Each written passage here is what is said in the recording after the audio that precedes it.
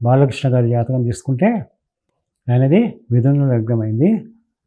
లగ్నంలో బుధుడు, సప్తమ స్థానంలో చంద్రుడు, గురుడు, శని.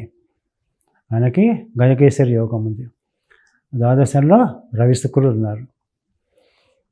ఆయనకి తృతీయంలో రాహు ఉన్నాడు. ఆయన రాశి ధనుస్సు.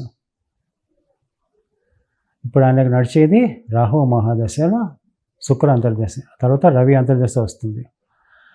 అయితే గోచార గురుడు ఆయనకి బాగాలేడు, కానీ గోచార శని చాలా బాగున్నాడు. అది 2024, 2025 ఏప్రిల్ వరకు శని చాలా అనుకూలంగా ఉన్నాడు. కాబట్టి 2024లో ఆయనకి ఏదైనా పదవికి వచ్చే అవకాశాలు బాగా ఉన్నాయి. బాలకృష్ణ గారి జాతకం తీసుకుంటే ఆయనది మిథున లగ్నమైంది. లగ్నంలో బుధుడు, సప్తమ స్థానంలో చంద్రుడు, గురుడు, శని.